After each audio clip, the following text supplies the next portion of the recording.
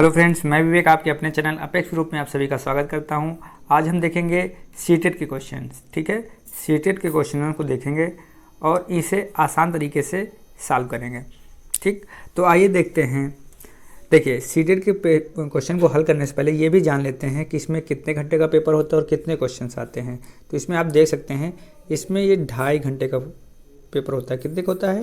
2.5 घंटे। इसकी अवधि जो दी रहती है कितनी होती है? 2.5 घंटे की। ठीक, 2.5 घंटे की अवधि होती है और इसमें 150 क्वेश्चन आते हैं। कितने क्वेश्चन आते हैं? 150 क्वेश्चन आते हैं। ठीक, इतना आपने जान लिया। 150 क्वेश्चन आते हैं। अब यहाँ पे आप देखेंगे, ये जो पेपर होता है इसमें कोई भी नेगेटिव मार्किंग मतलब ऋणात्मक अंकन नहीं होता। ठीक, इसमें भी कोई भी ऋणात्मक अंकन नहीं होता। ठीक, देखिए, और जो ये हमारा पेपर है ये आयोजित हुआ जो 7 जुलाई 2019 को 7 जुलाई 2019 को आयोजित हुआ। तो देखिए, यहाँ पे हमने देख लिया कि यहाँ पे 2.5 घंटे का पेपर होता है और 150 क्वेश्चन आते हैं। अगर हम बात करें परीक्षा पुस्तक को कितने भागों में बांटा गया है, परीक्षा पुस्तक को कितने भागों में बांटा गया है, तो यहाँ परीक्षा पुस्तक जो होती है उसे 5 भागों में बांट दिया जाता है। ठीक है, कितने भागों में? 5 भागों में। यहाँ पे आप देख सकते हैं। और 150 क्वेश्चन होते हैं। कैसे क्वेश्चन होते हैं? वस्तुनिष्ठ क्वेश्चन होते हैं। 150 क्वेश्चन होते हैं, वस्तुनिष्ठ होते हैं। फिर क्या होता है, इसमें वस्तुनिष्ठ के साथ साथ इसमें प्रत्येक होता है वो 1 अंक का होता है। कितने अंक का होता है? 1 अंक का होता है। ठीक, इतना आप समझ चुके होंगे। तो हम जो इस पेपर में बात करेंगे वो करेंगे बाल विकास व शिक्षण अधिगम का। किसकी बात करेंगे? बाल विकास व शिक्षण शास्त्र की बात करेंगे। ठीक, हम बात करेंगे बाल विकास और शिक्षण शास्त्र की। भाग फर्स्ट की बात करेंगे और इसमें देखेंगे कि कितने क्वेश्चंस आते हैं। इसमें देखिए, यहाँ पे 30 क्वेश्चंस आते हैं। कितने? 30 क्वेश्चन आते हैं। तो हम देखेंगे 30 क्वेश्चन। तो स्टार्ट करते हैं क्वेश्चनों को। ठीक है, क्वेश्चनों को स्टार्ट करते हैं और एक एक कर उन्हें सॉल्व करते हैं। तो हम बात किसकी करने वाले हैं? आज जो हम बात करने वाले हैं वो बात करने वाले हैं चाइल्ड डेवलपमेंट एंड पेडागोजी। ठीक है, पेडागोजी की बात करने वाले हैं। ठीक, तो हम इसे स्टार्ट करते हैं पहले नंबर क्वेश्चन से। पहला नंबर क्वेश्चन हमारा क्या कहता है? जो हमारा पहला नंबर क्वेश्चन है वो क्या कहता है? पहला नंबर क्वेश्चन हमारा है, यहाँ पे आप देख सकते हैं, निम्नलिखित संरचनाओं में से शिक्षा का अधिकार अधिनियम 2009 किसकी वकालत करता है? किसकी वकालत करता है? इसका आप राइट आंसर क्या देंगे? तो इसका राइट आंसर क्या हो जाएगा? इसका राइट आंसर हो जाएगा ऑप्शन नंबर ए, समावेशी शिक्षा। किसकी? समावेशी शिक्षा की वकालत करता है। अब इसमें हम देखेंगे कि समावेशी शिक्षा क्या है। तो अधिनियम 2009, जो अधिनियम 2009 है, इसमें क्या है, कोई भी व्यक्ति हो, जैसे कोई भी व्यक्ति हो, उसका बालक चाहे वह उच्च वर्ग हो या निम्न वर्ग हो या किसी भी जाति का हो, ठीक, उससे क्या है, उसके बच्चे को उसकी उम्र होनी चाहिए 6 से 14 वर्ष। ठीक है, कितनी उम्र होनी चाहिए? 6 से 14 वर्ष की उसकी उम्र होनी चाहिए। और इतने साल का अगर वो है तो उसे निःशुल्क शिक्षा प्राप्त करने का अधिकार है। किस अधिनियम के द्वारा? अधिनियम 2009 के द्वारा। और इसमें एक क्वेश्चन और है, अधिनियम 2016 के अनुसार अगर कोई भी व्यक्ति, कोई भी बालक 6 से 18 वर्ष का है और वो दिव्यांग है तो उसे भी निःशुल्क शिक्षा प्राप्त करने का अधिकार है। तो इतनी बात आपको समझ में आई होगी। ठीक है, अगले नंबर क्वेश्चन को देखते हैं।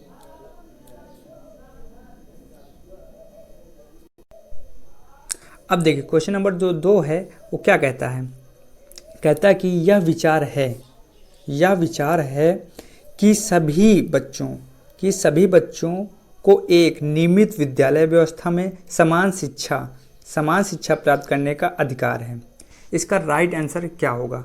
इसका आप राइट आंसर करेंगे। क्वेश्चन नंबर 2 का आप राइट आंसर करेंगे। क्वेश्चन नंबर 2 का राइट आंसर क्या होगा? तो इसका राइट आंसर हो जाएगा ऑप्शन नंबर 4, समावेशी शिक्षा। क्या हो जाएगा? समावेशी शिक्षा हो जाएगी। ठीक है, अब इसमें क्या कहा गया है? समावेशी शिक्षा, यह विचार है कि सभी बच्चों को एक नियमित विद्यालय व्यवस्था में समान शिक्षा प्राप्त करने का अधिकार है समावेशी शिक्षा द्वारा। अब समावेशी शिक्षा क्या है?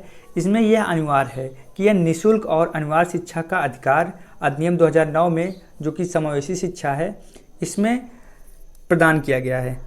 इसमें किसी भी प्रकार का भेदभाव नहीं होगा, भेदभाव रहित शिक्षा प्रदान की जाएगी। आइए अगला नंबर क्वेश्चन देखते हैं। अगला नंबर हमारा कौन सा क्वेश्चन है? क्वेश्चन नंबर 3 है। कौन सा है? क्वेश्चन नंबर 3 को है। 3 नंबर क्वेश्चन में हमारा क्या कहता है? यहाँ पे आप क्वेश्चन देख रहे होंगे। क्वेश्चन है एक शिक्षक को चाहिए, क्या? एक शिक्षक को चाहिए। तो इसका राइट आंसर क्या होगा? इसका राइट आंसर क्या होगा? आप इसका आंसर करिए। इसका राइट आंसर क्या हो जाएगा? आप इसका आंसर करिए। तो इसका राइट आंसर हो जाएगा ऑप्शन नंबर 3। क्या हो जाएगा? Option number 3।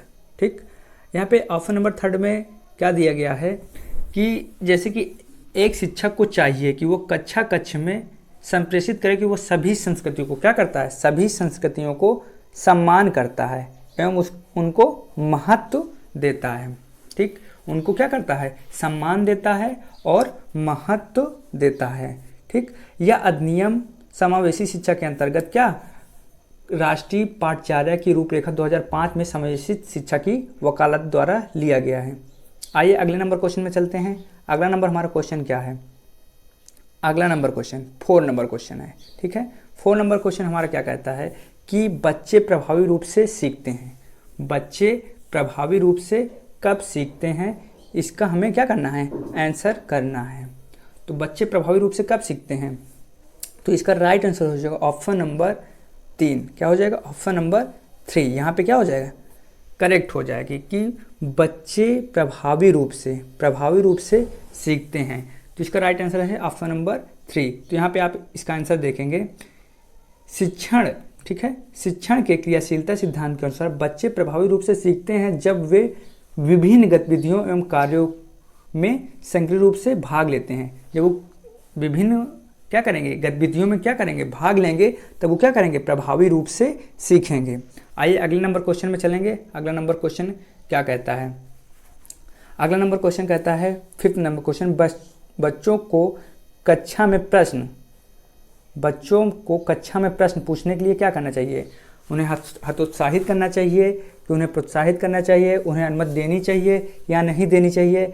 इसका आप राइट आंसर करेंगे। इसका राइट आंसर आप करेंगे। इसका राइट आंसर क्या हो जाएगा? Option number 4। क्या हो जाएगा? ऑप्शन नंबर 4 हो जाएगा कि बच्चे को कक्षा में प्रश्न पूछने के लिए प्रेरित करना चाहिए। अगर आप बच्चे को कक्षा में प्रश्न पूछने के लिए प्रेरित करते हैं तो उससे क्या होगा? उसकी जो जिज्ञासा होगी तत्काल क्या होगी? समाप्त हो जाएगी। पहली बात उसकी तत्काल उसकी जिज्ञासा जो है वो क्या हो जाएगी? समाप्त हो जाएगी, जिससे वो क्या होगा?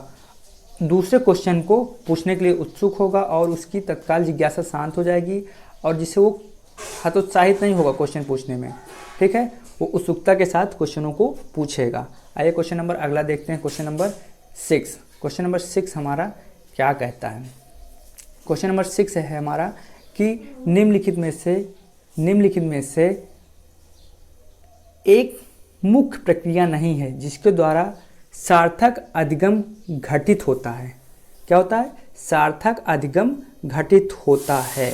इससे हमें राइट आंसर करना है। तो इसका राइट आंसर क्या हो जाएगा? आप इसका आंसर करेंगे। तो इसका राइट आंसर हो जाएगा ऑप्शन नंबर डी। क्या हो जाएगा? ऑप्शन नंबर डी, कंठस्थीकरण एवं स्मरण। ठीक है, कौन सा ऑप्शन है? कंठस्थीकरण और स्मरण। अब देखिए यहाँ पे जो कंठस्थीकरण एवं स्मरण सामर्थ्य अधिगम की प्रक्रिया नहीं माना जाता। किसकी प्रक्रिया नहीं माना जाता? अधिगम की। ठीक है, अधिगम की प्रक्रिया नहीं माना जाता क्योंकि अधिगम एक सक्रिय प्रक्रिया है जो अनुभव के परिणाम स्वरूप व्यवहार में परिवर्तन लाता है। ठीक, तो यहाँ पे आपने देखा क्वेश्चन नंबर 6 को हमने देख लिया। निम्नलिखित में से कौन सी एक प्रमुख प्रक्रिया नहीं है जिसके द्वारा सार्थक अधिगम घटित नहीं होता? तो सार्थक अधिगम घटित नहीं होता, ये है ऑप्शन नंबर 4, कंठस्थीकरण एवं स्मरण के द्वारा। आइए क्वेश्चन नंबर अगला देखते हैं। क्वेश्चन नंबर अगला हमारा क्या कहता है? 7 नंबर क्वेश्चन। 7 नंबर क्वेश्चन में हमें क्या करना है? मिलान करना है। ठीक है, मिलान करना है। स्तंभ 1 और स्तंभ 2 का और खा को क्या करना है? मिलान करना है। ठीक है, तो आप यहाँ पे मिलान करेंगे। चलिए, तो यहाँ पे आप देख सकते हैं प्रभावशाली। ठीक, क्या है? प्रभावशाली, जो गिफ्टेड होता है। प्रभावशाली का मतलब गिफ्टेड, जो गिफ्टेड चाइल्ड होता है, मतलब प्रभावशाली बालक होता है, उसका मिलान किससे आप करेंगे? उसका मिलान आप किससे करेंगे? आप आंसर करिए तुरंत। तो जो गिफ्टेड होता है वो क्या करता है? शीघ्रता से एवं स्वतंत्र रूप से सीखने की योग्यता होती है। तो आप प्रभावशाली का क्या हो जाएगा? डी से। वो शीघ्रता से एवं स्वतंत्रता से सीखने की उसमें योग्यता होती है। फिर जो है ऑप्शन फर्स्ट हमने देख लिया। फिर सेकंड आप देखेंगे, अधिगम असक्ता। क्या है? अधिगम असक्ता। अधिगम असक्ता से आप किससे मिलान करेंगे? धारा प्रभाव पढ़ने में कमी। क्या हो गई? ऑप्शन नंबर यहाँ पे हो जाएगा ए से मिलान हो जाएगा। धारा प्रभाव पढ़ने में कमी। जो अधिगम असक्ता जिस बालक में होती है उसके पढ़ने में क्या होती है? धारा प्रभाव में कमी होती है। फिर सृजनात्मक जो बालक सृजनात्मक होता है उसकी मिलान हम किससे करेंगे? करिए आप इसका आंसर। तो इसकी मिलान करेंगे ऑप्शन नंबर बी से। देखो, सृजनात्मक बालक जो होता है वो मूल समाधानों के बारे में सोच सकता है। ठीक, क्या होता है? सोच सकता है। फिर हमने देख लिया, थर्ड भी देख लिया। अब देखेंगे फोर क्या है? अवधान की कमी, अति संक्रियता या व्यक्तिक्रम। इसकी मिलान किससे करेंगे? इसका मिलान होगा ऑप्शन नंबर सी से। यह होगा ऑप्शन नंबर सी से। आसानी से विचलित होने की आदत होती है। जो अवधान कमी या अति सक्रियता व्यक्तिक्रम वाले बालक में क्या होता है? आसानी से वो क्या हो जाता है? विचलित होने की उसमें आदत होती है। हमने क्वेश्चन नंबर 7 तक देख लिया। अब क्वेश्चन नंबर 8 देखेंगे। क्वेश्चन नंबर 8 में हमारा क्या कहता है, आइए उसकी बात करते हैं। क्वेश्चन नंबर 8, क्वेश्चन नंबर 8 होता है बच्चों की गलतियाँ। क्या?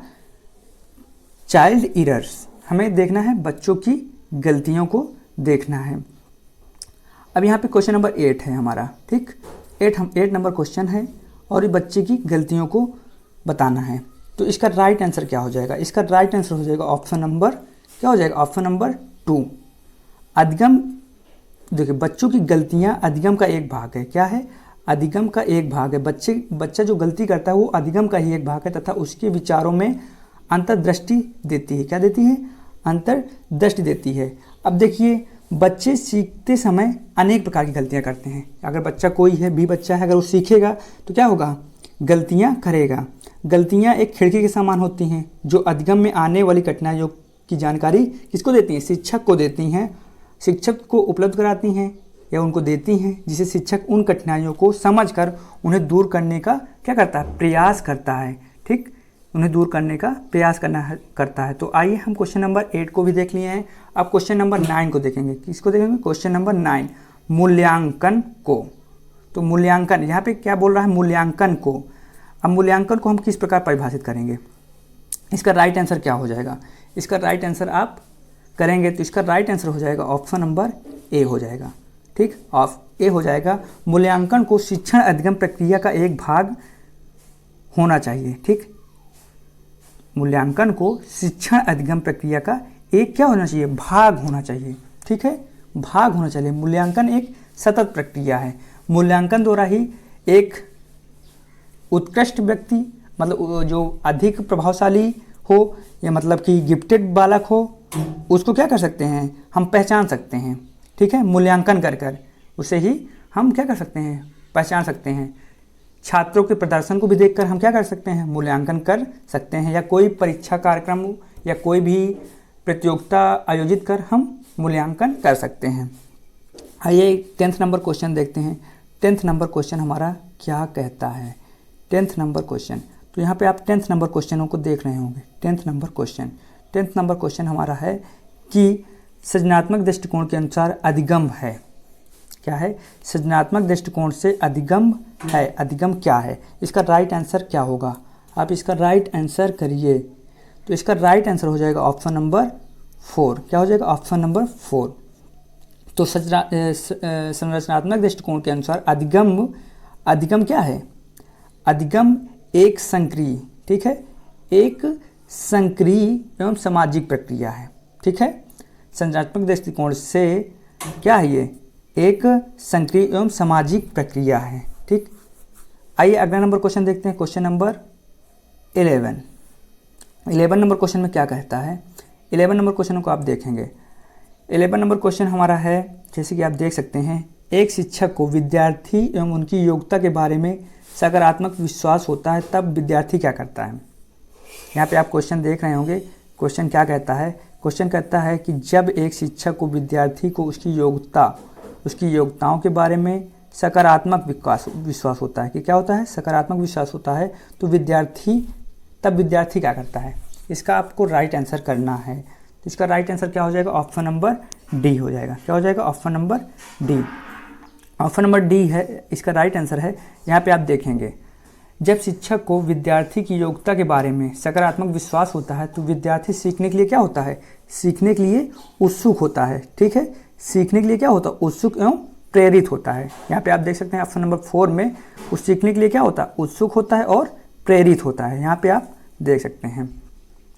अब जब वो सीखने के लिए उत्सुक होगा और टीचर को उसके ऊपर विश्वास होगा तो वो क्या करेगा, उसमें हीनता, अपमान जैसी भावना का विकास ना होगा और वो सीखने के लिए उत्सुक एवं प्रेरित रहेगा। आइए क्वेश्चन नंबर 12 देखते हैं। क्वेश्चन नंबर 12 क्या कहता है। क्वेश्चन नंबर 12 यहाँ देखिए 12 नंबर क्वेश्चन क्या कहता है कि एक शिक्षक, कोई भी एक शिक्षक है, ठीक, एक शिक्षक है, अब उसे क्या करना है कि प्रभावी रूप से समस्या का समाधान करने से सक्षम बनाने के लिए किस तरह से बच्चों को प्रोत्साहित करेगा, किस तरीके उसे क्या करेगा, प्रोत्साहित करेगा, इसके बारे में बात करना है। एक शिक्षक बच्चे को प्रभावी रूप से समस्या का समाधान करने और सक्षम बनाने के लिए किस प्रकार प्रोत्साहित कर सकता है। इसका राइट आंसर क्या हो जाएगा, इसका हमें राइट आंसर करना है। तो इसका राइट आंसर हो जाएगा ऑप्शन नंबर 3। क्या हो जाएगा, ऑप्शन नंबर 3 हो जाएगा। यहाँ पे अपन ऑप्शन नंबर 3 देख रहे हैं कि बच्चों के समस्या के बारे में अनुमान लगाने में बहुविकल्पीय क्वेश्चनों को क्या करना चाहिए, करने के लिए उन्हें प्रेरित करना चाहिए। एक शिक्षक को बच्चे को प्रभावशाली रूप से समस्या का समाधान करने में सक्षम बनाना चाहिए तो उसे बच्चों की समस्या के बारे में सहजता अनुमान लगाने के लिए बहुविकल्पीय क्वेश्चन देने के लिए प्रोत्साहित करने चाहिए, और जिससे वो क्वेश्चनों को करेगा तो उसमें क्या होगा, आत्मविश्वास बढ़ेगा।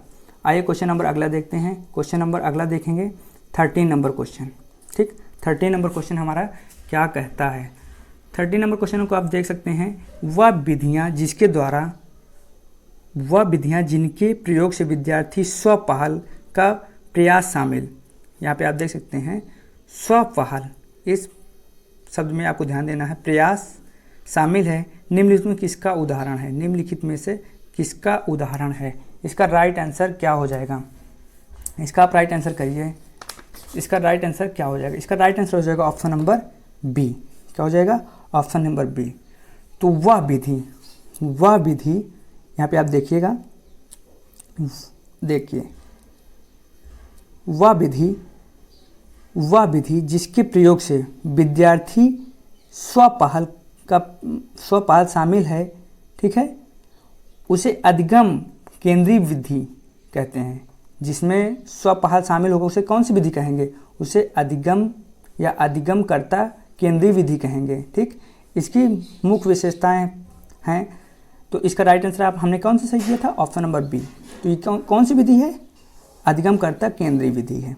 ठीक, कौन सी, स्वपहल व प्रयास शामिल, यह ऐसी विधि है अधिगमकर्ता केंद्रीय विधि।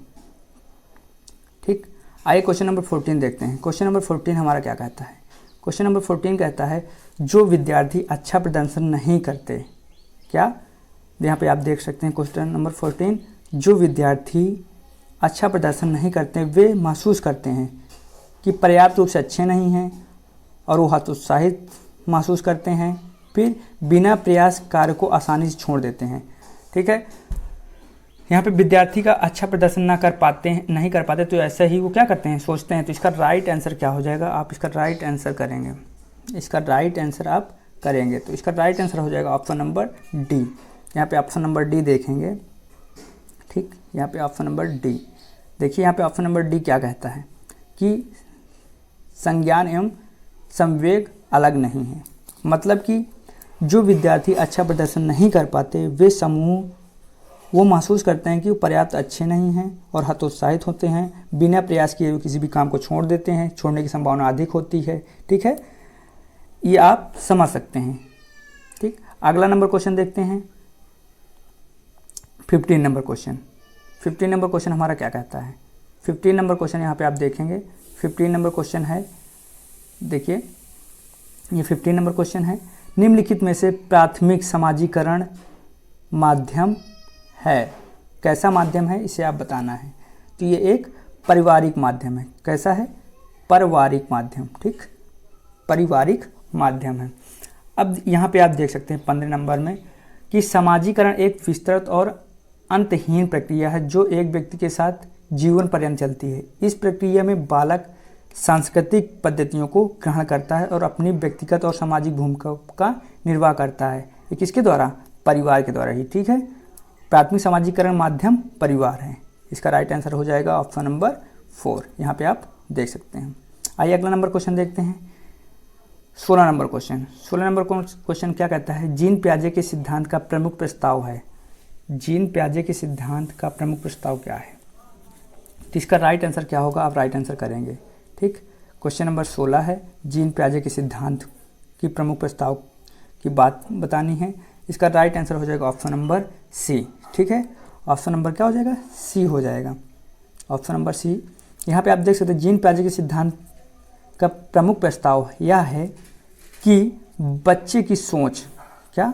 बच्चे की सोच के गुणों में वयस्कों में भिन्न होती है। क्या होती है? वयस्कों से भिन्न होती है, ठीक है। उनमें और जीन पियाजे का मानना यह भी है कि प्रत्येक अवस्था में चिंतन की एक विशिष्ट तरीके में परिभाषित होती है, एक आयु से संबंध रहती है, उनमें स्मरण रखना महत्वपूर्ण है, चिंतन अलग तरीका है और गुणात्मक रूप भिन्न है, ठीक है। तो अब यहाँ पे आप जान सकते हैं कि बच्चों की गुणात्मक रूप वयस्कों से भिन्न होती है। मतलब वयस्क यहाँ पे अनुभव का मेन रूप है। वयस्क अधिक अनुभवशील होते हैं, उनकी सोच और गुणात्मकता अलग होती है और बच्चों में अलग होती है। अब यहाँ पे क्वेश्चन नंबर 17 है। 17 नंबर क्वेश्चन क्या कहता है? जेंडर। क्वेश्चन 17 क्या कहता है? जेंडर। यहाँ पे आप जेंडर को देख सकते हैं। यहाँ पे जेंडर की परिभाषित करिए। जेंडर क्या है, ठीक। तो जेंडर या लैंगिकता एक सामाजिक संरचना है। तो इसका राइट आंसर क्या हो जाएगा? इसका राइट आंसर हो जाएगा ऑप्शन नंबर 2। यहाँ पे क्या हो जाएगा? ऑप्शन नंबर 2 हो जाएगा, ठीक। ऑप्शन नंबर 2 हो जाएगा कि जेंडर एक लैंगिक एवं सामाजिक संरचना है, ठीक है। सामाजिक संरचना है। समाज जो बना हुआ है हमारा पुरुष और स्त्रियों से ही मिलकर बना है, ठीक। आइए अगला नंबर क्वेश्चन देखते हैं, क्वेश्चन नंबर 18 नंबर क्वेश्चन क्या कहता है?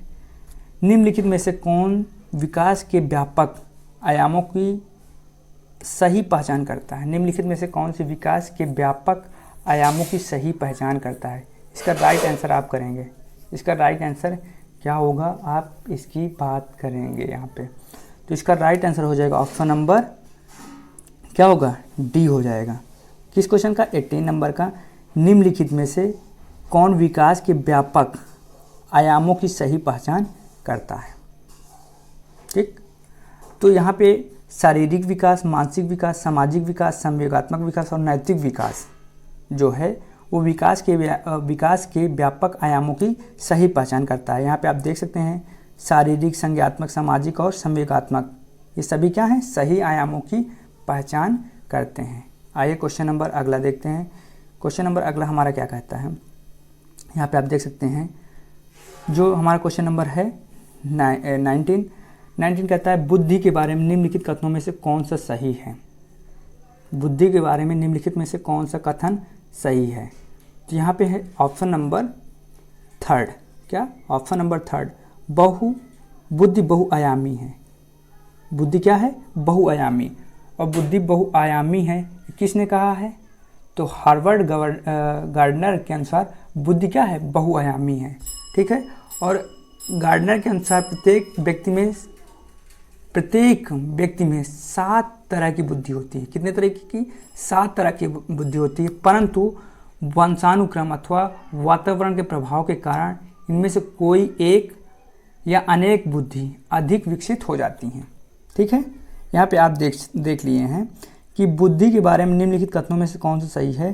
तो यहाँ पे ऑप्शन नंबर 3 बुद्धि बहुआयामी है, जिससे बुद्धि परीक्षणों के द्वारा पूर्ण रूप से परिमेय न ही जाने वाली कोई योग्यता शामिल नहीं है। बुद्धि 7 प्रकार की होती है और प्रत्येक व्यक्ति में 7 तरीके की बुद्धि होती है, परंतु वातावरण एवं वंशानुक्रम जो होता है तथा वातावरण के प्रभाव के आने के कारण कोई एक या अनेक अधिक विकसित हो जाती है बुद्धि। ठीक, क्वेश्चन नंबर 20 देखेंगे। क्वेश्चन नंबर 20 हमारा क्या कहता है? यहाँ तक आपको बात हमारी समझ में आई होगी। अगर हमारी बात आपको समझ में आ रही हो, अगर आपको क्वेश्चन अच्छे लग रहे हों, अगर आपको क्वेश्चन सॉल्व करने में अच्छा लग रहा हो तो हमारे वीडियो को लाइक कर लें, शेयर कर लें और सब्सक्राइब कर लें। लाइक ज़रूर करें और शेयर करें। अगर अभी तक हमारे चैनल को सब्सक्राइब नहीं किया तो सब्सक्राइब भी कर लें। अगर हमारे क्वेश्चन आपको अच्छे लग रहे हो तभी, अगर नहीं अच्छे लग रहे हैं तो डिसलाइक करें। डिसलाइक करना भी ना भूलें अगर आपको क्वेश्चन अच्छे नहीं लग रहे हैं। ठीक है, अगर क्वेश्चन नंबर 20 देखते हैं। 20 नंबर क्वेश्चन क्या है? लेकिन आप डिसलाइक भी कैसे करेंगे? जैसे कि क्वेश्चन ये आए हुए हैं, आपको अच्छे लगें या ना लगें, आपको इन्हें सॉल्व ही करना है। तभी आप किसी भी पेपर का सही एनालिसिस करेंगे, तभी आप जान पाएंगे कि कौन से क्वेश्चन कहाँ से उठाए जाते हैं। ठीक है, तो क्वेश्चन नंबर 20 हमारा क्या कहता है? क्वेश्चन नंबर 20 हमारा कहता है कि प्रगतिशील शिक्षक, ठीक है, प्रगतिशील शिक्षा में बच्चों को किस तरह से देखा जाता है, किस तरीके से देखा जाता है? प्रगतिशील शिक्षा में बच्चों को किस तरीके देखा जाता है? इसका राइट आंसर क्या होगा? तो इसका राइट आंसर हो जाएगा ऑप्शन नंबर 2। ऑप्शन नंबर क्या हो जाएगा? 2 हो जाएगा। इसका राइट आंसर ऑप्शन नंबर 2 हो जाएगा। ठीक, इतना आप समझ सकते हैं। तो प्रगतिशील शिक्षा में बच्चों को सक्रिय अन्वेषण के रूप में देखा जाता है। ठीक है, सक्रिय अन्वेषकों के रूप में देखा जाता है। इतना आप जान लिए हैं। आइए क्वेश्चन नंबर 21 देखते हैं। 21 नंबर क्वेश्चन क्या है? लेओ वाइगोत्स्की के अनुसार अधिगम है। क्या है? लेओ वाइगोत्स्की के अनुसार अधिगम है। ठीक, तो इसका आपको आंसर करना है। ठीक, आप इसका आंसर करेंगे तो इसका राइट आंसर हो जाएगा ऑप्शन नंबर क्या हो जाएगा? डी। ऑप्शन नंबर डी हो जाएगा। लेओ वाइगोत्स्की के अनुसार अधिगम एक सामाजिक गतिविधि है। क्या है? सामाजिक गतिविधि है। ठीक, आइए अगले नंबर क्वेश्चन में चलते हैं। 22 नंबर क्वेश्चन में 22 नंबर क्वेश्चन हमारा क्या कहता है? 22 नंबर क्वेश्चन है, यहाँ पे आप देख सकते हैं, निम्नलिखित में से कौन सा पूर्ण क्रियात्मक अवस्था काल के, देखिए यहाँ पे, निम्नलिखित में से कौन सा पूर्व क्रियात्मक अवस्था काल में बच्चों की विशेषित करता है? तो इसका राइट आंसर क्या हो जाएगा? इसका राइट आंसर विचारों की अनुक्रमिता। ठीक है, इसका राइट आंसर क्या हो जाएगा? विचारों की अनुक्रमिता। ठीक, तो ऑप्शन नंबर सी इसका क्या होगा? करेक्ट हो जाएगा। ठीक, मतलब सी का मतलब होता है ऑप्शन नंबर 3, विचारों की अनुक्रमिता। अब देखिए यहाँ पे हमने इतना देख लिया है। तो पूर्व क्रियात्मक अवस्था 2 वर्ष से प्रारंभ होकर 7 वर्ष तक चलती है। जो यहाँ पे पूर्व क्रियात्मक, यहाँ से आप देख सकते हैं, यहाँ पे आप देखिए पूर्व क्रियात्मक, जैसे कि दिया है पूर्व क्रियात्मक। ठीक, पूर्व क्रियात्मक अवस्था काल ये 2 वर्ष से प्रारंभ हो जाती है और 7 वर्ष तक चलती है। कब तक चलती है? 7 वर्ष तक। 7 वर्ष तक चलती है। देखिए ऐसे 2 भागों में बांटा गया है। प्रथम भाग जो होता है पूर्व प्रत्यात्मक काल जो 2 से 4 होता है, और दूसरा होता है अंतःप्रज्ञ काल जो 4 से 7 वर्ष का होता है। यहाँ तक आपको बात समझ में आई होगी। तो आइए अगले नंबर क्वेश्चन चलते हैं। 23 नंबर क्वेश्चन। 23 नंबर क्वेश्चन हमारा क्या कहता है? यहाँ पे आप देख सकते हैं, बच्चों और उनके अधिगम। क्या कहता है? बच्चों और उनके अधिगम। ठीक, बच्चों और उनके अधिगम के संदर्भ में निम्नलिखित कथनों में से कौन सा सही है?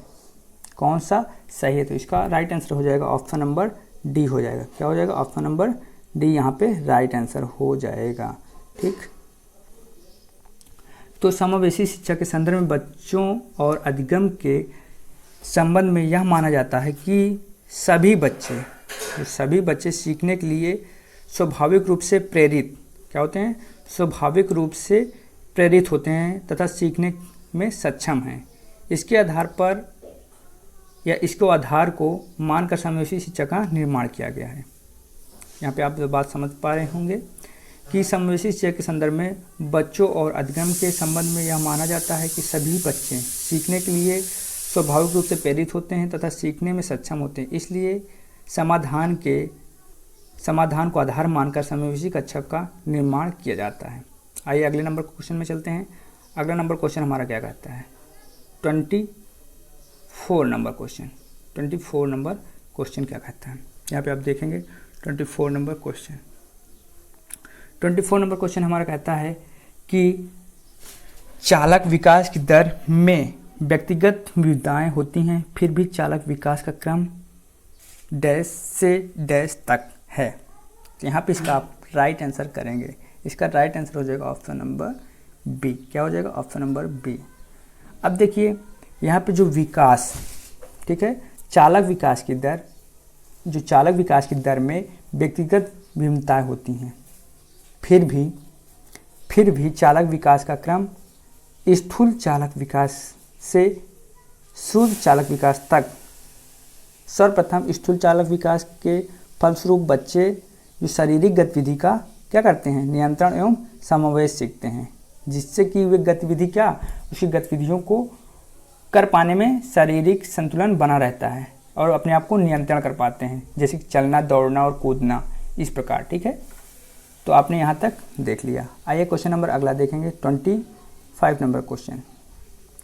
25 नंबर क्वेश्चन हमारा क्या कहता है, यहाँ पे आप देखेंगे 25 नंबर क्वेश्चन कहता है कि वह अवधि जो वयस्कों में संक्रमण की पहल करती है उसे क्या कहते हैं। तो उसे हम क्या कहेंगे, इसका हमें राइट आंसर करना है। तो उसे हम कहेंगे किशोरावस्था। क्या कहेंगे, किशोरावस्था कहेंगे। ठीक, इसका राइट आंसर हो जाएगा ऑप्शन नंबर 4। तो वह अधिगम जो वयस्कता के संक्रमण की पहल करता है उसे हम किशोरावस्था कहते हैं। क्या कहते हैं, किशोरावस्था कहते हैं। आइए अगला नंबर क्वेश्चन देखते हैं, 26 नंबर। जीन पियाजे के अनुसार बच्चे क्या हैं। ठीक, इसके बारे में हमें बात करनी है। तो ऑप्शन नंबर यहाँ पे क्या हो जाएगा, डी करेक्ट हो जाएगा। ऑप्शन नंबर डी करेक्ट हो जाएगा। यहाँ पे देखिएगा डी। ठीक, तो जीन पियाजे के अनुसार बच्चे ज्ञान की सक्रिय रूप में संचित करते हैं। वे दुनिया में व्यवहार कौशल का प्रयोग करते हैं या अन्वेषण करते हैं। पियाजे के अनुसार बालकों में वास्तविकता के स्वरूप में चिंतन करने की, खोज करने की, इन सभी प्रकार की शक्तियाँ रहती हैं। आइए अगले नंबर क्वेश्चन देखते हैं। अगला नंबर क्वेश्चन हमारा क्या है, 26 नंबर क्वेश्चन। मौलिक संवाद जो बच्चे अपने आप से करते हैं उन्हें लियो वाइगोत्स्की क्या कहते हैं। इसका राइट आंसर आपको करना है 27 नंबर क्वेश्चन का। इसका 27 नंबर क्वेश्चन का हमें क्या करना है, राइट आंसर करना है। तो इसका राइट आंसर हो जाएगा ऑप्शन नंबर 1। ठीक है, ऑप्शन नंबर 1 हो जाएगा व्यक्तिगत वार्ता। ठीक, क्या हो जाएगा, व्यक्तिगत वार्ता। मौलिक संवाद जो अब बच्चे अपने आप करते हैं, बच्चे क्या करते हैं, अपने आप करते हैं। ठीक, बच्चे अपने आप करते हैं, उन्हें हम वाइगोत्स्की व्यक्तिगत वार्ता कहते हैं। वाइगोत्स्की के अनुसार बच्चे भाषा का प्रयोग न केवल सामाजिक सम्प्रेषण हेतु अपितु वह स्वनिर्देशित तरीके से कार्य करने के लिए भी करते हैं। ठीक है, आइए अगले नंबर क्वेश्चन देखते हैं, 28 नंबर क्वेश्चन। 28 नंबर क्वेश्चन हमारा क्या कहता है, खिलौने पहनावे की वस्तुएं, घरेलू सामग्री, व्यवसायों एवं रंगों की विशिष्ट लिंग के साथ संबंधित करना क्या प्रदर्शित करता है। इसका राइट आंसर क्या हो जाएगा, इसका राइट आंसर आप करेंगे। तो इसका राइट आंसर होगा ऑप्शन नंबर, करिए तुरंत, इसका राइट आंसर हो जाएगा ऑप्शन नंबर ए। ठीक है, ऑप्शन नंबर ए हो जाएगा इसका राइट आंसर। राइट आंसर मतलब जेंडर रूढ़िवाद। अब जेंडर रूढ़िवाद इसे हम समझते हैं। देखिए, जो खिलौने और पहनावे की वस्तुएं, घरेलू सामग्री, व्यवसाय एवं रंगों की विशिष्ट लिंग के साथ संबंधित करना जेंडर का एक रूढ़िवादी को प्रदर्शित करता है। ठीक है, जो लैंगिक रूढ़िवाद में किसी लिंग के विशेष को कार्य विशेष से या किसी खास भूमिका से जोड़कर हम देख सकते हैं।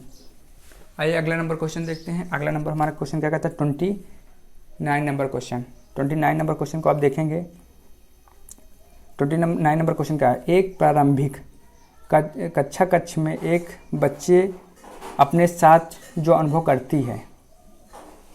करती है, इसका आपको राइट आंसर करना है। इसका 29 नंबर क्वेश्चन का राइट आंसर करना है कि एक प्रारंभिक कक्षा में एक बच्ची अपने साथ जो अनुभव करती है उन्हें शामिल कर उनका संचयन करना चाहिए।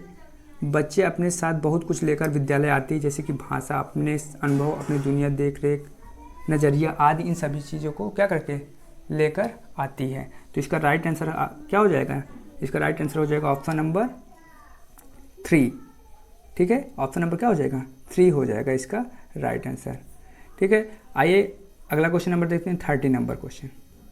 30 नंबर क्वेश्चन हमारा क्या कहता है।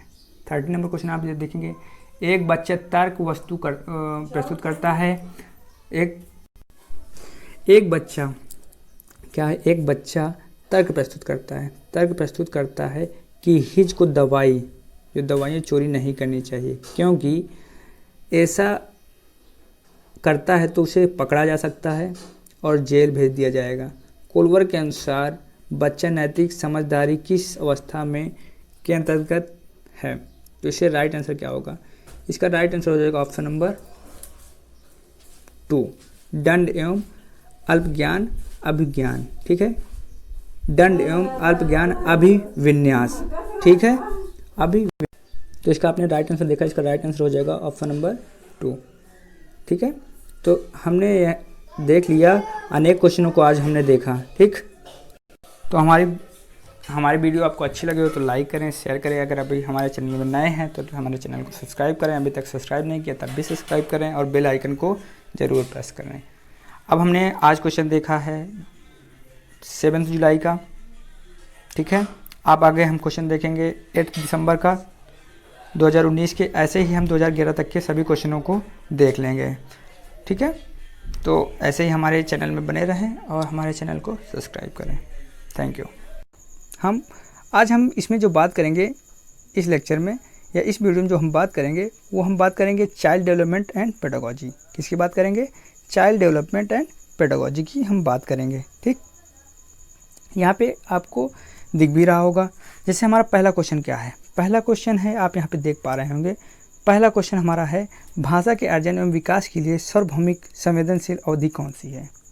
भाषा के अर्जन एवं विकास के लिए सार्वभौमिक संवेदनशील अवधि कौन सी है, जैसे पहला क्वेश्चन है। तो इसका सार्वभौमिक संवेदनशील जो अवधि है वो प्रारंभिक बाल्यावस्था है। कौन सी है, प्रारंभिक बाल्यावस्था। ठीक, इतनी बात आपको क्लियर हुई होगी। अब देखिए, ये बाल्यावस्था एक ऐसी अवस्था होती है जिसमें बालक के भाषा विकास पर विशेष ध्यान दिया जाना अत्यंत आवश्यक है। ठीक, अब बालक को भाषा ज्ञान की वृद्धि के लिए हमें क्या करना चाहिए, हमें वार्ता करना चाहिए उससे। ठीक है, कहानियाँ सुनानी चाहिए, पत्रिकाएँ पढ़ने के लिए प्रोत्साहित करना चाहिए, जिससे बालक का पूर्ण भाषा में विकास हो सके। अब सेकंड नंबर क्वेश्चन देखते हैं। सेकंड नंबर हमारा क्वेश्चन क्या कहता है, यहाँ पे आप देख पा रहे होंगे, कक्षा में परिचर्या के दौरान एक शिक्षक, क्या कहता है, क्वेश्चन नंबर 3 हमारा क्या कहता है कि एक कक्षा में परिचर्या, ठीक है, परिचर्चा के दौरान एक शिक्षक प्रिय लड़कियों की तुलना में, किसकी, लड़कियों की तुलना में लड़कों पर अधिक ध्यान देता है। इसका उदाहरण क्या है, इसका उदाहरण क्या है। तो इसका जो राइट आंसर है, इसका राइट आंसर हो जाएगा ऑप्शन नंबर 1। क्या हो जाएगा, ऑप्शन नंबर 1 इसका राइट आंसर हो जाएगा। जेंडर पक्षपात। ठीक, जेंडर पक्षपात, जब कक्षा में परिचर्चा होती तो एक शिक्षक लड़कियों की तुलना में लड़कों में अधिक ध्यान देता है। इसका यह कारण है कि जेंडर पक्षपात है, इसका उदाहरण यही है।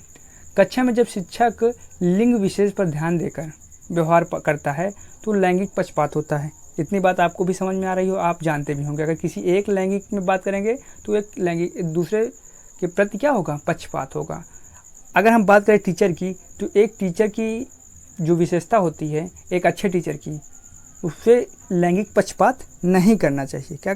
नहीं करना चाहिए, लैंगिक पक्षपात नहीं करना चाहिए। अब अगले नंबर क्वेश्चन की बात करेंगे, 4 नंबर क्वेश्चन है बच्चों में, ठीक है, यहाँ पे क्वेश्चन आप जैसे देख रहे होंगे 4 नंबर कि बच्चों में जेंडर रूढ़िवाद, क्या बच्चों में जेंडर रूढ़िवादिता एवं जेंडर भूमिका अनुरूपता को कम करने के लिए निम्नलिखित में से कौन सी पद्धति प्रभावशाली है।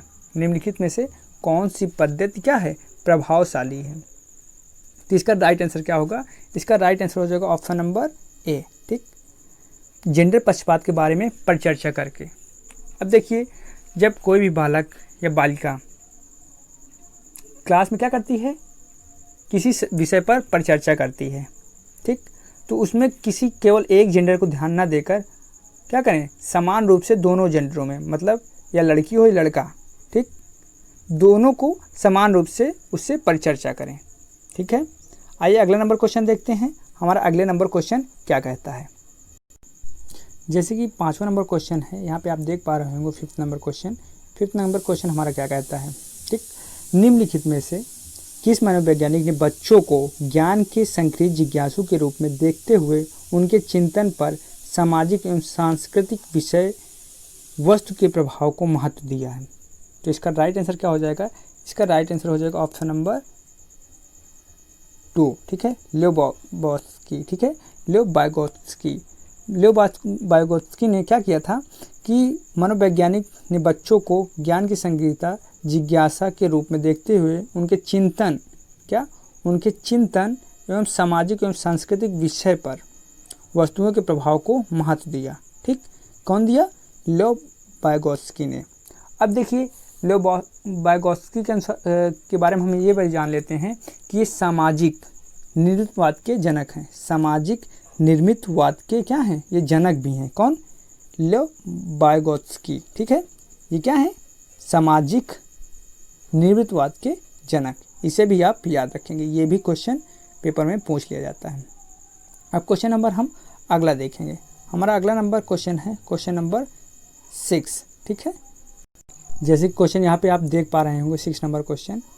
देखिए, जीन सा पहली को करते समय 5 वर्ष की नवजात स्वयं से कहती है, स्वयं से क्या कहती है, नीला टुकड़ा कहाँ है।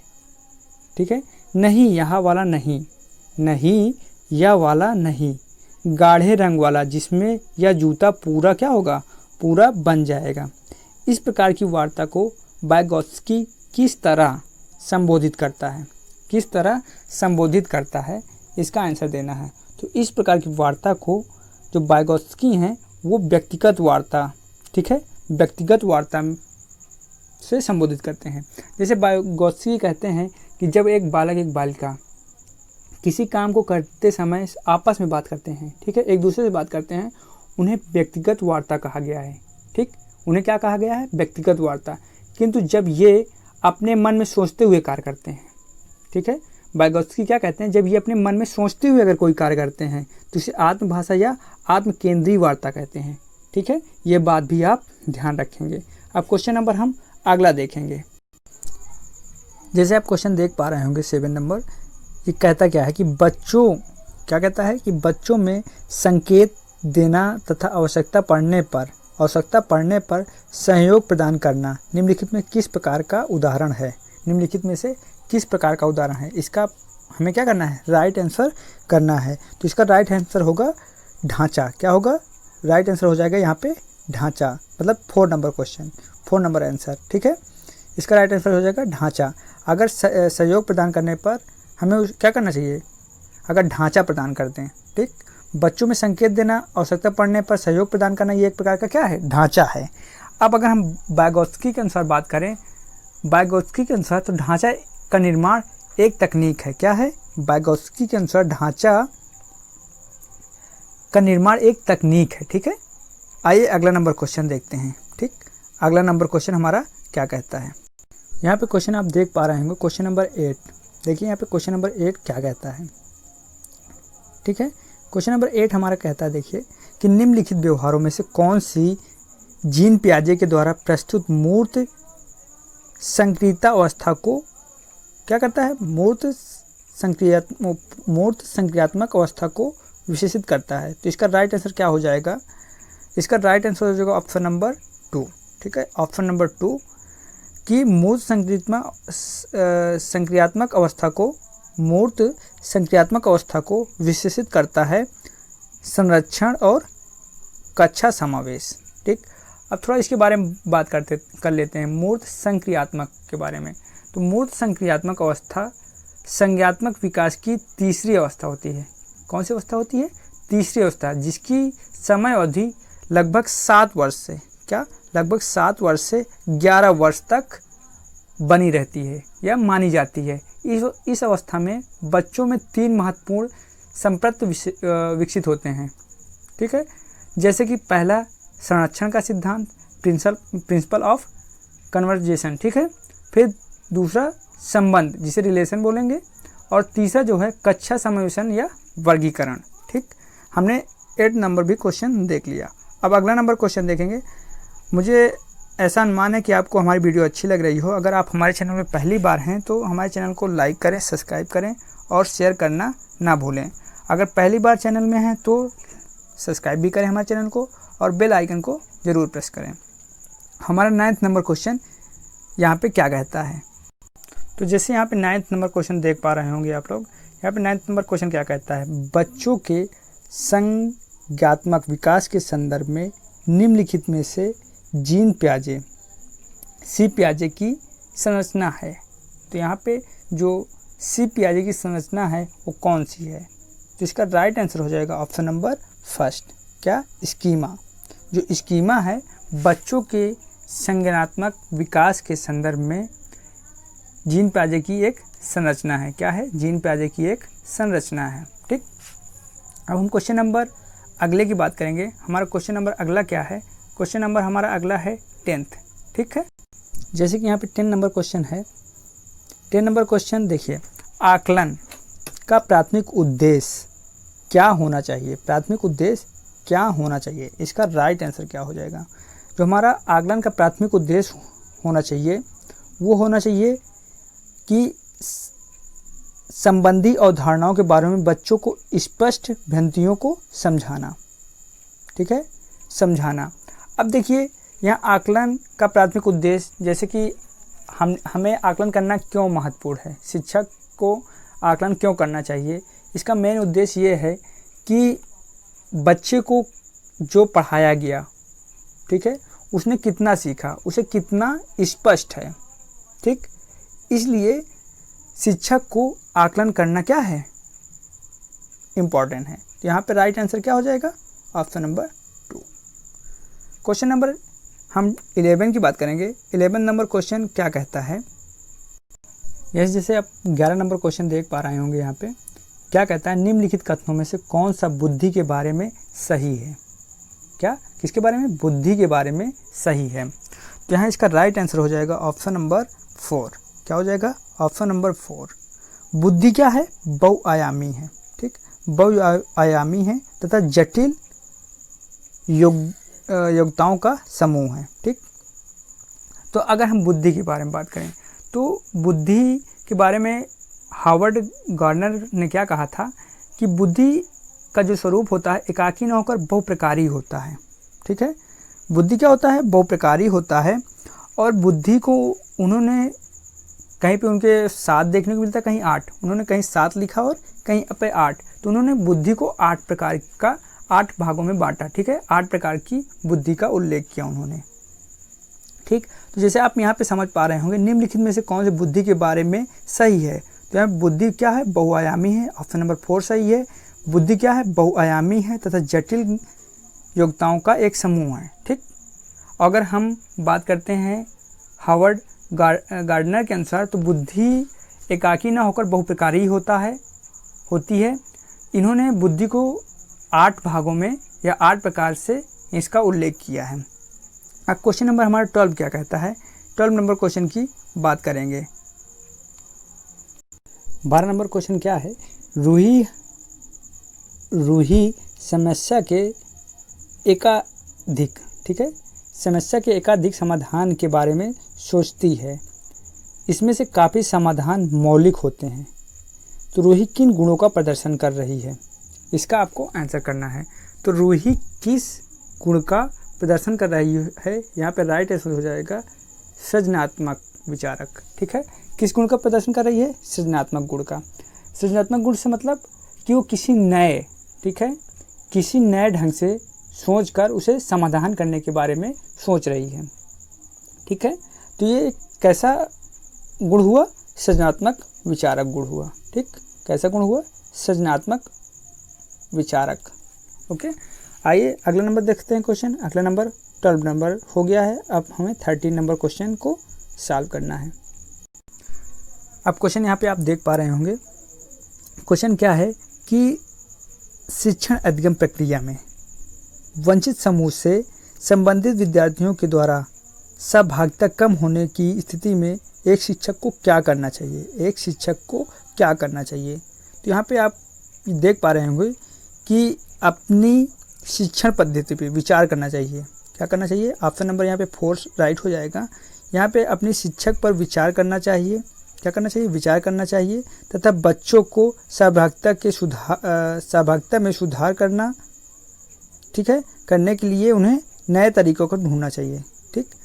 क्या करना चाहिए? टीचर को किसी नए तरीकों को अपने सहभागिता से सुधार कराने के लिए नए तरीकों को ढूंढना चाहिए।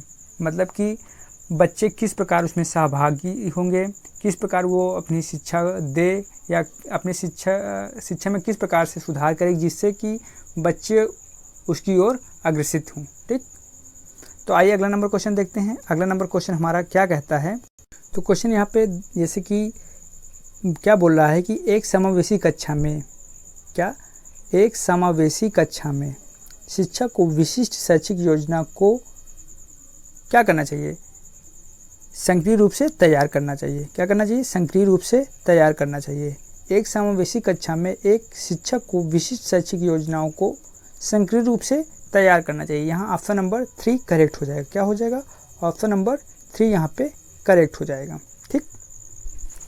तो जैसे कि क्या है कि कोई एक विशिष्ट बच्चा है, मतलब समान बच्चों के साथ साथ विशिष्ट आवश्यकता वाले बच्चों की भी क्षमता और व योग्यता के अनुसार उनका अधिगम अनुभव प्राप्त हो सके। इसलिए क्या करना चाहिए कि एक समावेशी कक्षा में एक शिक्षक को विशिष्ट शिक्षक योजना को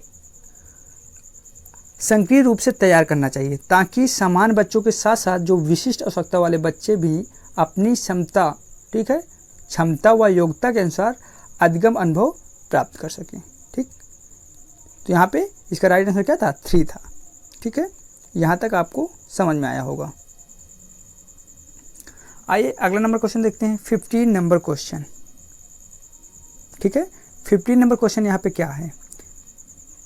तो यहाँ पे 15 नंबर क्वेश्चन जैसे कि आप देख रहे हैं, 15 नंबर क्वेश्चन क्या है कि पाठन वैफल्य बच्चों के प्राथमिक लक्षण क्या हैं, ठीक है। पाठन वैफल्य बच्चों के प्राथमिक लक्षण क्या हैं? तो इसका क्या कारण है? इसका राइट आंसर है ऑप्शन नंबर 3। पाठन वैफल्य में बच्चों को प्राथमिक लक्षण धारा प्रभाव की अक्षमता। क्या है? धारा प्रभाव की अक्षमता, ठीक।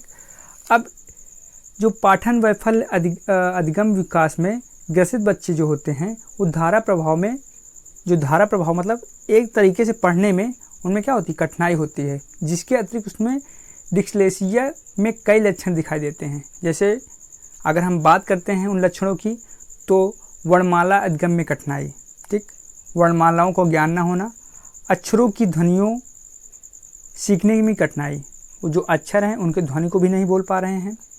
फिर अगर हम तीसरी लक्षण की बात करें तो पढ़ते समय स्वर वर्णों का लोप होना, और लक्षण हम बात करें तो अक्षरों को क्या करना? उल्टा सीधा, मतलब इधर उधर पढ़ना। ये सब क्या है? पाठन वैफल्य की क्या है? लक्षण है, ठीक। तो क्वेश्चन नंबर हमने 15 देख लिया। 15 नंबर क्वेश्चन हमने देखा और आपको क्वेश्चन सॉल्व करने में बड़े ही मज़े आ रहे होंगे और आप आसानी से सॉल्व भी कर पा रहे होंगे, मुझे ऐसा अनुमान है। तो जैसे कि अभी तक आप अगर हमारे वीडियो को सब्सक्राइब नहीं किए हैं, लाइक नहीं किए हैं, तो लाइक करें और चैनल को आप सब्सक्राइब ज़रूर कर लें, ठीक है। तो हमारा अगला जो क्वेश्चन है 16 नंबर क्वेश्चन क्या कहता है? यहाँ पे क्वेश्चन देखिए, क्वेश्चन कहता क्या है कि शिक्षा का अधिकार, ठीक है, शिक्षा का अधिकार अधिनियम 2009 में उल्लेख की गई है कि समावेशी शिक्षा की अवधारणा उल्लेखित या निम्नलिखित में से किस पर आधारित है। ठीक, किस पर आधारित है, इस पर हमें क्या करना है, बात करनी है। तो जो हमारी शिक्षा का अधिनियम 2009 उल्लेखित की गई समावेशी शिक्षा की अवधारणा हमारी आधिकारिक, ठीक है, अधिकार आधारित मानवतावादी प्रक्षेप, ठीक है, प्रक्षेप पर आधारित है। इसका मतलब क्या है, मानवतावादी प्रक्षेप, इसमें क्या किया गया है कि बच्चों को अनिवार्य और निःशुल्क शिक्षा का अधिकार देता है। जो अधिनियम हमारा 2009 है, इसमें ये क्या अधिकार देता है कि 2009 जो अधिनियम है, यह हमें बच्चों को अधिकार देता है कि बच्चे, एक क्राइटेरिया भी दिया है कि 6 से 14 वर्ष का बच्चा हो और उसे निःशुल्क शिक्षा का अधिकार दिया जाएगा। ठीक है, चाहे वो लाभान्वित हो या एक विशेष आवश्यकता वाले बच्चा हो, वो निःशुल्क शिक्षा क्या कर सकता है, प्रदान कर सकता है। वो किसी भी वर्ग का हो या उच्च वर्ग का हो, निम्न वर्ग का हो या किसी भी जाति का हो, वो क्या कर सकता है, निःशुल्क शिक्षा प्राप्त कर सकता है। यह अधिकार 2009 अधिनियम के द्वारा उसे प्राप्त है। अब क्वेश्चन नंबर हम अगले की बात करेंगे। हमारा अगला नंबर क्वेश्चन क्या कहता है, यहाँ पे क्वेश्चन जैसे कि आपको दिख रहा है कि संरचनावादी, क्या संरचनावादी ढांचे अधिगम प्राथमिक रूप से, ठीक है, संरचनावादी ढांचे में अधिगम प्राथमिक रूप से किसकी बात करता है, अवबोध प्रक्रिया पर केंद्रित है। जो संरचनावादी ढांचा है वो अधिगम प्राथमिक रूप से किस में केंद्रित है, अवबोधन प्रक्रिया पर केंद्रित है। ठीक, अब इसमें संरचनावादी ढांचा है क्या, ये क्या है कि जो बच्चे ने पहले सीखा है, पहली गतिविधि उसने सीख रखी है, तो उस गतिविधि को, पहले वाली गतिविधि को नए विचारों से जोड़ते हुए ज्ञान का सृजन करना, यही क्या है, संरचनावादी ढांचा है। ठीक, इतनी बात आपको समझ में आई होगी। मतलब जो पुरानी गतिविधि उसे आ रही है, उसी के साथ साथ नए गतिविधि को जोड़कर उससे ज्ञान का सृजन करना, यही क्या है, संरचनावादी ढांचा है। ठीक, अब हम अगर क्वेश्चन नंबर 18 की बात करते हैं, 18 नंबर क्वेश्चन हमारा क्या कहता है। ठीक, यहाँ पे क्वेश्चन जैसे कि है 18 कि अनेक घटनाओं के बारे में बच्चों के द्वारा बनाए गए सहजानुभूत सिद्धांतों के संदर्भ में एक शिक्षक को क्या करना चाहिए। ठीक, एक शिक्षक को क्या करना चाहिए। ठीक, तो यहाँ पे जैसे आप देख सकते हैं, एक शिक्षक को प्रतिकूल प्रमाण एवं उदाहरणों को प्रस्तुत कर बच्चे के इन सिद्धांतों को चुनौती देनी चाहिए। ठीक, जिससे क्या हो सके कि वो पूर्व निर्मित गलत अवधारणाओं में परिवर्तन व परिमार्जन ला सके। ठीक, तो जैसे ये क्वेश्चन आपको क्लियर होगा। अब अगला नंबर क्वेश्चन क्या है, अगला नंबर जो हमारा 19 नंबर क्वेश्चन है, 19 नंबर क्वेश्चन क्या कहता है। 19 नंबर का क्वेश्चन कहता है कि हमारा 19 नंबर क्वेश्चन है कि छात्र केंद्रित शिक्षा शास्त्र की क्या विशेषता है। छात्र केंद्रित शिक्षा शास्त्र की क्या विशेषता है। तो इसकी विशेषता क्या है, इसकी विशेषता है कि बच्चों के अनुभवों को प्रमुखता देना। क्या, बच्चों के अनुभवों को प्रमुखता देना। अगर छात्र केंद्रित शिक्षा की बात करें तो इसी के अंतर्गत बच्चों की रुचि, योग्यता, क्षमता, मनोवृत्ति आदि विचार इसी के अंतर्गत आते हैं। ये भी एक प्रकार की छात्र केंद्रित शिक्षा की विशेषता है। ठीक, कि बालक की रुचि किस में है, वो क्या करना चाहता है, ये सब छात्र केंद्रित शिक्षा शास्त्र की ही विशेषता है। आइए अगला नंबर क्वेश्चन देखते हैं। संवेग एवं संज्ञान एक दूसरे के हैं। तो जो संवेग एवं संज्ञान हैं ये एक दूसरे में क्या हैं, इसका राइट आंसर क्या हो जाएगा, इसका राइट आंसर हो जाएगा ऑप्शन नंबर 3। क्या हो जाएगा, ऑप्शन नंबर 3। ये एक दूसरे में क्या है, सन्निहित हैं। ठीक है, सन्निहित हैं। ठीक, आइए जैसे हमने 20 नंबर क्वेश्चन भी देख लिया। 20 नंबर क्वेश्चन देखा कि संवेग एवं संज्ञान एक दूसरे क्या हैं, सन्निहित हैं, मतलब एक दूसरे में ही निहित हैं। ठीक, आइए अगला नंबर क्वेश्चन देखते हैं। अगला नंबर क्वेश्चन हमारा क्या कहता है, 21 नंबर क्वेश्चन। 21 नंबर क्वेश्चन क्या कहता है। ठीक, तो 21 नंबर क्वेश्चन की बात करेंगे। 21 नंबर क्वेश्चन क्या कहता है, यहाँ पे आप देख पा रहे होंगे कि संरचनावादी, क्या यहाँ पे जैसे आप देख पा रहे हैं कि संरचनावादी सिद्धांतों के अनुसार, ठीक है, संरचनावादी सिद्धांतों के अनुसार अधिगम के बारे में निम्नलिखित कथनों में से कौन सा सही है।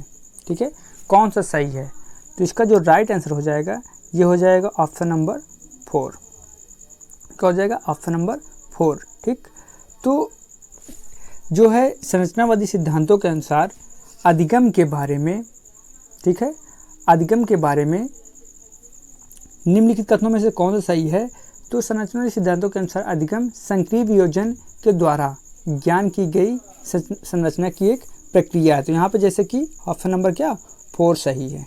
क्या है, 4 सही है। ठीक, तो जैसे आप समझ पा रहे हैं यहाँ पे कि संरचनावादी सिद्धांत है, उसमें कौन से अधिगम के बारे में बात की गई है, तो अधिगम संक्रिय वियोजन के द्वारा ज्ञान की संरचना की एक प्रक्रिया है। ठीक, यहाँ पे आप देख पा रहे हैं। अगला नंबर क्वेश्चन देखेंगे। अगला नंबर क्वेश्चन क्या है कि 22 नंबर क्वेश्चन। यहाँ पे 21 नंबर क्वेश्चन है, विद्यार्थियों को स्पष्ट तथा गैर स्पष्ट उदाहरण देने की क्या परिणाम होते हैं। ठीक है, अगर आप उन्हें स्पष्ट उदाहरण देंगे या स्पष्ट उदाहरण नहीं देंगे तो उसके जीवन में क्या प्रभाव पड़ता है। ठीक है, तो उसके जीवन में क्या प्रभाव पड़ता है कि वो क्या कर लेता है कि अवधारणा परिवर्तन को प्रोत्साहन करने के लिए प्रभावशाली तरीका है। मतलब कि जैसे विद्यार्थी के सामने स्पष्ट उदाहरण और गैर स्पष्ट उदाहरण प्रस्तुत करने से उनके अवधारणा परिवर्तन में परिमार्जन करने की एक महत्वपूर्ण भूमिका है। तो यह क्या होता है, बालक गलत संगत में आकर, ठीक है, गलत संगत में आकर क्या करता है कि वो गलत सलत अवधारणाएं उसके अंदर विकसित हो जाती हैं। तो शिक्षक क्या करता है, शिक्षक अपने जीवन में घटित घटनाओं को उदाहरण देकर और अपने अनुभवों को प्रस्तुत कर क्या करता है, बच्चे को समझाता है। ठीक, तो इससे आप समझ सकते हैं, गैर उदाहरण देकर और किसी दूसरे को उदाहरण में रखकर बालक को क्या करता है, समझाता है। तो उदाहरण और गैर उदाहरण जो होता है ये अवधारणा परिवर्तन को प्रोत्साहित करने के लिए एक प्रभावशाली तरीका है। मतलब कि उदाहरण देकर आप किसी भी बालक को एक सही डायरेक्शन में ला सकते हैं कि आप ऐसा करोगे तो आपके साथ ऐसा होगा, इसलिए आप ऐसा मत करो। ठीक, तो उदाहरण देकर किसी भी व्यक्ति को सही डायरेक्शन में लाया जा सकता है। उदाहरण ही एक प्रभावशाली तरीका होता है। यहाँ पे हम क्वेश्चन अगले की बात करेंगे। अगला नंबर क्वेश्चन हमारा क्या कहता है, यहाँ पे आप देख सकते हैं जैसे कि 23 नंबर क्वेश्चन क्या कहता है। 23 नंबर का क्वेश्चन कहता है कि बच्चों में अधिगम की गतिविधि में भागीदार करने के लिए लगातार पुरस्कार देने पर या दंड का प्रयोग करने पर क्या प्रभाव पड़ता है। तो उसमें जो प्रभाव पड़ता है, अधिगम में बच्चों की स्वाभाविक अभिरुचि और जिज्ञासा क्या हो जाती है, कम हो जाती है। ठीक है, अब वो उसी पर क्या हो जाता है, एक तरीके निर्भर हो जाता है और अनुक्रिया के बाद पुरस्कार या दंड की प्राप्ति की आशंकित रहते हैं। ठीक है, आशंकित रहते हैं कि हमें दंड या पुरस्कार मिलेगा कोई भी कार्य करने के बाद। इसलिए जो स्किनर है वो आंशिक पुनर्बल में ज़्यादा जोर दिए हैं, उसे ज़्यादा बेहतर मानते हैं, ना कि आशंकित। ठीक, आशंकित को बेहतर ना मानकर वो आंशिक रूप से पुनर्बल को अधिक बेहतर मानते हैं। ठीक, आइए क्वेश्चन नंबर अगला देखते हैं। अगला नंबर क्वेश्चन क्या कहता है। अगला नंबर क्वेश्चन है हमारा 24 नंबर क्वेश्चन। अगर हम इस क्वेश्चन की बात करते हैं, ये क्वेश्चन क्या है, निम्नलिखित में से कौन सी प्रथा सार्थक अधिगम को बढ़ावा देती है। कौन सी अधिगम सार्थक अधिगम को बढ़ावा देती है, तो इसका हमें राइट आंसर करना है। तो जो सार्थक अधिगम को बढ़ावा देती है वो हैं ऑप्शन नंबर 2 और ऑप्शन नंबर 3। ठीक है, ऑप्शन नंबर 2 और 3 यहाँ पे आप देख पा रहे होंगे। पहला क्या है, सहयोगात्मक अधिगम पर्यावरण, और दूसरा है सतत एवं समग्र मूल्यांकन। अगर हम बात करते हैं निम्नलिखित प्रथाएं सार्थक अधिगम को बढ़ावा देती हैं, तो कौन सी हैं? पहला है संयोगात्मक अधिगम वातावरण, दूसरा है सतत एवं समग्र मूल्यांकन, तीसरा है अध्यापक की संरचनात्मक भूमिका, और जो चौथा है रोचक पाठ सामग्री आदि। ये क्या देते हैं? सार्थक अधिगम को बढ़ावा देते हैं। ठीक, और ये जहाँ पे आपकी क्वेश्चन की बात की जाए तो क्वेश्चन में आपकी ये दोनों राइट हैं। पहला है सहयोगात्मक अधिगम पर्यावरण, दूसरा सतत एवं समग्र मूल्यांकन। क्वेश्चन नंबर 25 की बात करते हैं। 25 नंबर क्वेश्चन क्या कहता है? 25 नंबर क्वेश्चन हमारा है कि शिक्षक बच्चों की जटिल, ठीक है, शिक्षक बच्चों की जटिल अवधारणाओं को समझ को किस प्रकार सहज करते हैं? किस प्रकार सहज करते हैं? ठीक, किस प्रकार सहज करते हैं? तो परिचर्चा के लिए अवसर उपलब्ध कराकर शिक्षक क्या कर सकता है? क्या कर सकता है? अवधान को समझकर उसे सहज कर सकता है, मतलब उसे सरल बना सकता है। जैसे कोई सब्जेक्ट है, कोई विषय है, वो जटिल है, तो उसे क्या करे कि उसे बच्चों को आपस में परिचर्चा करने के लिए स्वतंत्र रखे, स्वतंत्र करे। जब वो आपस में परिचर्चा करेंगे तो उस विषय को खुद ही समझने लगेंगे। ठीक, आइए अगला नंबर क्वेश्चन देखते हैं। 26 नंबर क्वेश्चन। 26 नंबर क्वेश्चन क्या कहता है? प्राथमिक विद्यालय के अध्यापिका बच्चों को एक प्रभावशाली समस्या का समाधान बनाने के लिए किस प्रकार प्रोत्साहित कर सकती है? हमें प्रकार बताना है कि वो किस प्रकार प्रोत्साहित कर सकती है। तो इसका जो राइट आंसर हो जाएगा ऑप्शन नंबर 4 हो जाएगा। ठीक, अब इसमें 4 यहाँ पे आप देखिए 4 नंबर है क्या कि बच्चों को सहजनुभूत अनुमान लगाने के लिए, प्रोत्साहित करने के लिए उसी पर आधारित विचार मंथन करें। मतलब बच्चों से बोलना चाहिए कि जिस पर हमें बात करनी है उस पर हम क्या करें? मनन करें या मंथन करें। ठीक, जिससे क्या होगा? बच्चों में क्या होगी? एक प्रोत्साहन उत्पन्न होगा। ठीक, और वो अनुमान लगाकर उस पर तर्क या वितर्क कर सकेंगे। ठीक, तो उसमें मंथन और तर्क करने की क्या उसे प्रोत्साहन देना चाहिए बच्चों को। अब अगला नंबर क्वेश्चन क्या है? अगला नंबर क्वेश्चन हमारा है 27 नंबर क्वेश्चन। क्वेश्चन हमारा 27 नंबर कहता क्या है कि यहाँ पे आप देख सकते हैं निम्नलिखित अवधि में से किसमें शारीरिक वृद्धि एवं विकास तीव्र गति से क्या होती है? तीव्र गति से घटित होती है। यह हमें क्या करना है? चर्चा करना है। तो यहाँ पे जो इसका राइट आंसर हो जाएगा, इसका राइट आंसर हो जाएगा option number 1। Option number 1 right हो जाएगा। शैशवावस्था एक प्रारंभिक बाल्यावस्था है। ठीक है, क्या है? प्रारंभिक बाल्यावस्था है। ठीक, ये एक ऐसी अवस्था है जिसमें बालक के शारीरिक एवं मानसिक विकास बड़े ही तेज़ी से होता है। ठीक, अब देखिए जो शैशवावस्था होती है वो किसी भी बच्चे की प्रारंभिक अवस्था होती है। ठीक, और जो बाल्यावस्था होती है वो क्या होती है? मध्य अवस्था होती है। एक मध्य होगी और एक प्रारंभिक होगी। इतनी बात आपको समझ में आई होगी। अगर हम 28 नंबर क्वेश्चन की बात करें, 28 नंबर क्वेश्चन क्या कहता है कि निम्नलिखित में से विकास का सिद्धांत नहीं है। तो इसका राइट आंसर हो जाएगा ऑप्शन नंबर, क्या होगा इसका राइट आंसर? इसका राइट आंसर हो जाएगा कि विकास सार्वभौमिक है तथा सांस्कृतिक संदर्भ इसे प्रभावित नहीं कर सकते। ठीक है, विकास क्या है? सार्वभौमिक है। ठीक, और ऑप्शन नंबर यहाँ पे 4 करेक्ट होगा कि विकास यहाँ सार्वभौमिक और सांस्कृतिक संदर्भ इसे प्रभावित नहीं कर सकते। अगला नंबर क्वेश्चन क्या है? अगला नंबर 29 नंबर क्वेश्चन कि वैश्विक भिन्नता का प्राथमिक कारण क्या है? यहाँ पे आप देख पा रहे होंगे क्वेश्चन कि वैश्विक भिन्नताओं का प्राथमिक कारण क्या है। तो इसका राइट आंसर हमें क्या करना है? क्या करना है? राइट आंसर करना है।